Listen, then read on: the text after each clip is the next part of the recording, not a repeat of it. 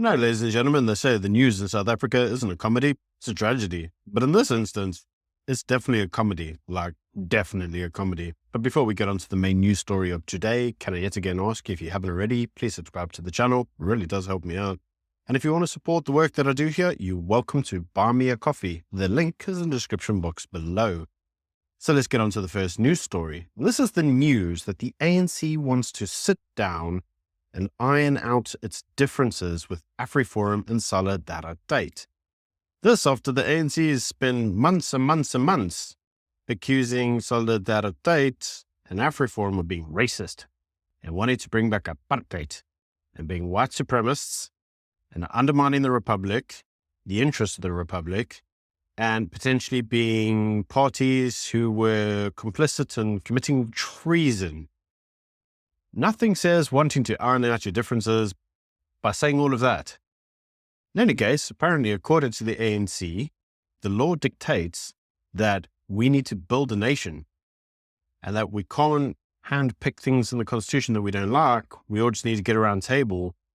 And according to the Freedom Charter, we all need to be in peace and friendship. And so they now want to engage in friendly discussions as to how to get along. That's a very different approach. In any case, we don't actually know what the outcome of this will be. We only know that the ANC says that a minority group cannot dominate the government. They also cannot dominate the majority. Apparently, it's only the majority that can dominate the minority. Nah, that's not what they're saying. They're saying that basically even white people aren't all siding with Afriforum and Solidarity, because according to them, many white individuals want to see South Africa progressing, and Solidarity doesn't, by implication. Yeah, that's really ironing out your differences and getting along with each other. Said no one ever. And I guess it'd be very interesting to see how this all turns out, won't it? You know what's not interesting in how it's turning out? The budget. Now, you know why the budget is not turning out to be a very interesting topic. And that is because no one can agree on what this budget's actually going to be. Now, news was that the DA had given the ANC a big long shopping list of things that it wanted them to do in order for them to support the budget. And the majority of this centered around focusing on economic reforms that could help there be, I suppose, forms of economic growth in South Africa. That'd be swell. In any case, the ANC said, "Futek, we're not compromising," and I quote, "progressive policies and transformational policies." Actually said that. Thanks, Fikile. And apparently they're not going to be able to agree any of the DA's requests. Now, according to Fikile and Balula, those requests change like the seasons. They're constantly all over the show, he says. Every time they go into a new meeting, they have a new request. It's called negotiation, Fikile. You might want to learn what that is.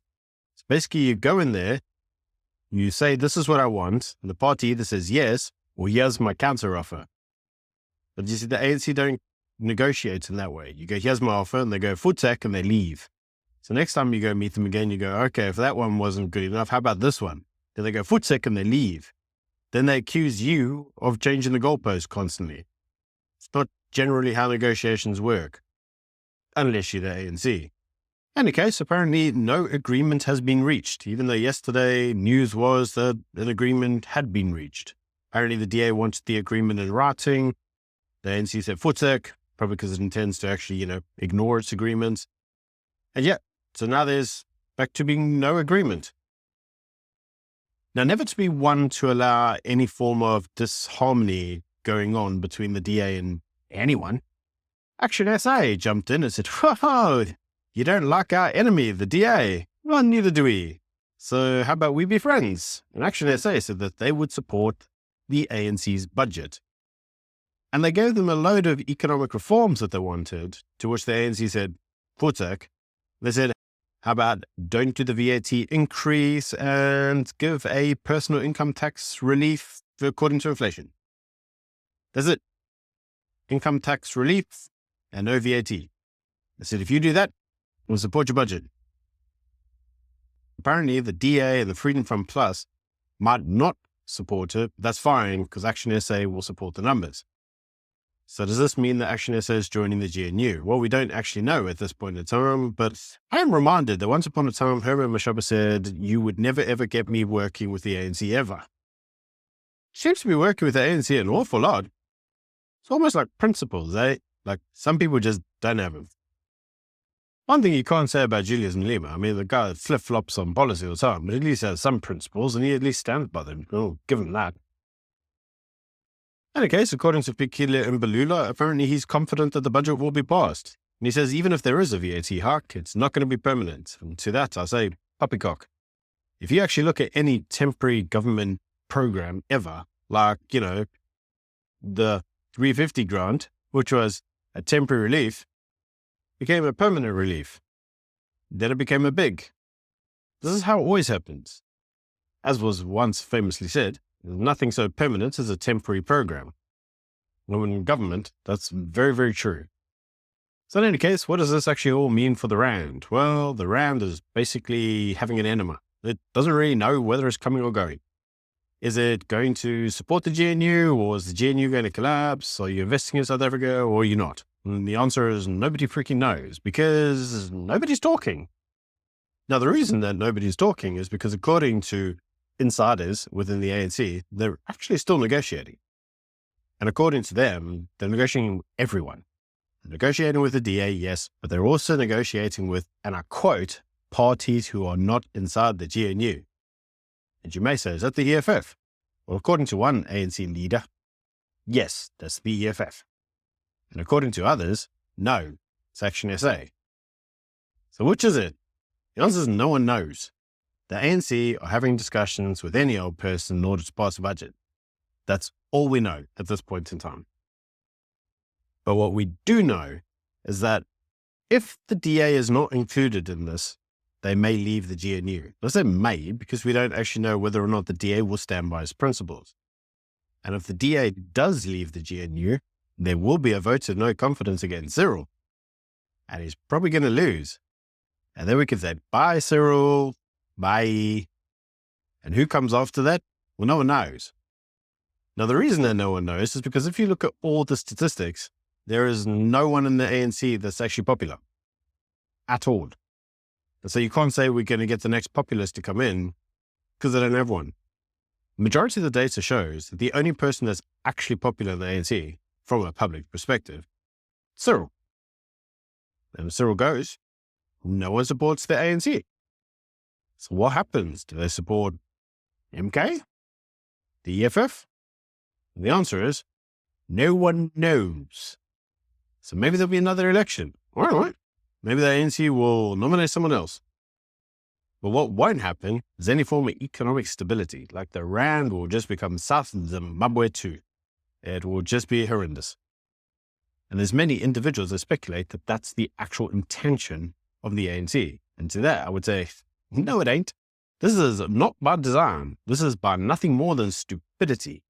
Because you see, without the DA in government, and with it being a form of, let's call it governmental collapse, the Americans are going to sanction the ANC leaders up the wazoo. The ANC leaders aren't going to be able to travel. They're not going to be able to use money. They're not going to be able to SWIFT system. And for people that like Gucci, American fashion, German cars, it's going to make life very difficult. Very, very difficult. And unfortunately for them, it's not really a position they want to be in. Specifically Cyril, who's actually got something to lose. And many of the other ANC leaders who have squirreled the money away to parts unknown. Well, those parts unknown will soon become known, if you know what I mean. That stuff will not stay secret. So it's really not in the ANC's best interest to just mug off the entire world. And this is the easy way to do it, because you're showing that your government is not stable. They kind of need the DA for stability, whether they like him or not. So it'll be very, very interesting to see how this all turns out. Now, according to latest news, Ramaphosa has actually engaged TNAs directly in order to see if they can actually agree something. So have they agreed it? Again, I don't know. I've asked insiders and no one's talking, which in itself is not a good sign. It means that nobody's agreeing to anything. And I mean no one. The only party that said that they'll agree to support the budget wholeheartedly so far is Action SA. The very party who said that they would never work with the ANC. Yeah. Love me a bit of Action SA. Dude, if you voted for Action SA, you're a freaking moron. Like, get your head checked. On to some final news stories. Apparently, NHR faces a huge, big legal challenge, and there's a reason for that, and that's because the South African Medical Association says, well, it's unconstitutional. And to that, the ANC says, yeah, we'll just do whatever we want. And it's like, this is just the ANC all over again. But apparently, they're not going to get a legal challenge. And it's amazing that this is being said as if there's going to be a big legal challenge. Dude, there's like 50 of these legal challenges on the table. The ANC have even been told not to implement any further policies in relation to these until the courts have seen the actual argument. And the ANC just don't care. Because that's the ANC way. They consider it to be progressive. They consider it to be transformational. And the fact that nobody else does, but they don't care. You see, it's the ANC way or no way at all. Because if you're not doing what the ANC want, you're not progressive, transformational, which makes you racist. And this is exactly why we've got a budget issue, right? I mean, these guys are just retarded.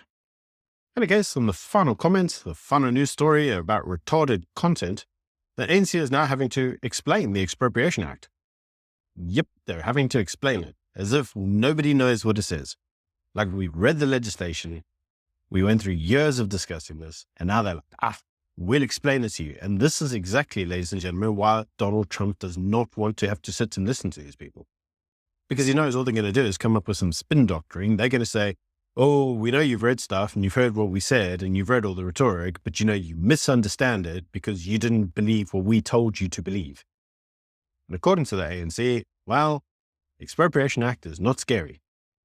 It means that there are things that can be expropriated. It applies to land, buildings, and other assets.